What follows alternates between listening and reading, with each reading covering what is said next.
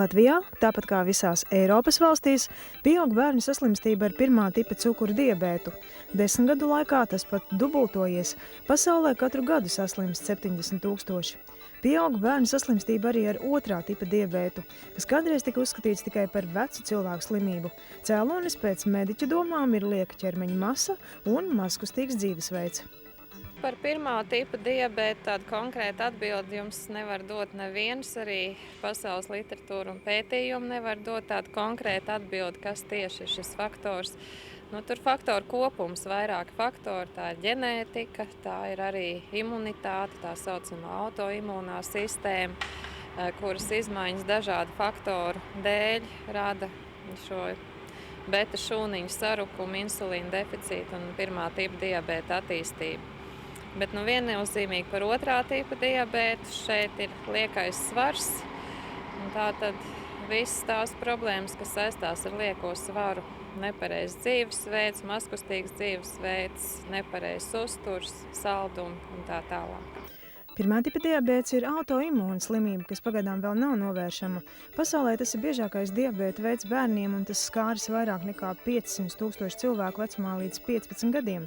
Visvairāk šādu slimnieku ir Somijā, Zviedrijā un Norvēģijā, taču kopumā to skaits strauji par 3% gadā pieaug arī citās attīstītajās valstīs, bet saslimstība pirms skolas vecuma mazuļu vidū palielinās par 5% gadā. Vairāk nekā pusē pacientu 15 gadu laikā attīstās kāda diabēta komplikācija. Pirmā tipa diabēta gadījumā mēs lietojam tikai un vienīgi aizvietojošu ārstēšanu, un tas ir insulīns. Tātad insulīns ir jālieto regulāri, pastāvīgi, visu laiku, kā apmācībā un kā ārsts to ir noteicis. Un arī vasarā tagad tiem pacientiem, kuriem ir šis diabēts, insulīnu nekādīgi nevajadzētu aizmirst.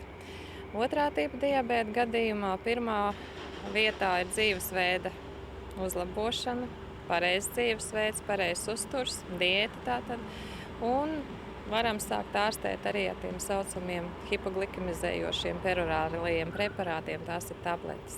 Ja mums neveicās, tad vēlāk ir jāiet uz insulīna terapiju. Cukurdiabēta ārstēšanai nepieciešamos izdevumus var ievērojami samazināt laikus, ieguldot līdzekļus risku faktoru novēršanā un slimības atklāšanā pirms radušās komplikācijas. Tas ir jādara ģimenei kopā. Nevar gan arī par uzturu, gan arī par fiziskām aktivitātēm. Šeit ir jāiesaistās ģimenei. Tātad vecāki nevar savu dzīvesveidu atšķirīgi no bērna. Nevar bērnam piespiest darīt kaut ko, ko vecāki paši nedara un nelieto. Tātad šeit ir ļoti svarīga ģimene. Mazkustīgums, bērni mums maz kustās. Tā kā vasara, izmantojiet visu labo laiku, brīvdienas, maksimāli kustēties, darīt vienalga ko, bet nesēdēt mājās arī vasarā pie kompjuteriem un neskatīties televizoru, bet iet ārā svaigā gaisā un kaut ko darīt. Mazkustīgums ir viens no tiem.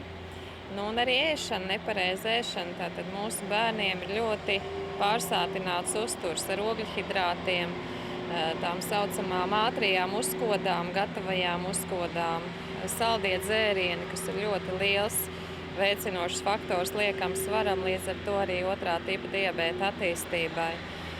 Tātad pārsātināts uzturs ar šo balto miltu produktiem, taukainu produktu, šīs picas, McDonaldi, kolas, fantas, viss pārējais, ko mūsu bērni ēd. Kā arī vasarā, arī šim uzturam vairāk augļu, vairāk dārzeņu un vairāk kustības. Arī vasarā vecākiem jāpievērš uzmanība bērnu veselībai, izmaiņām paradumos, kustībām un ēšanai.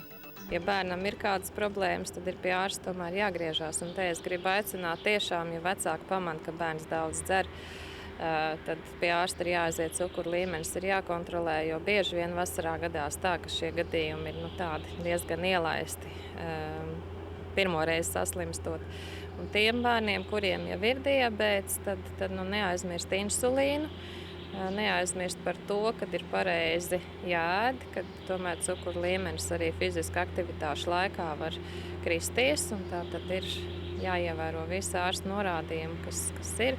Tātad, lai veselīga, jauka un fiziskām aktivitātēm bagāta vasara.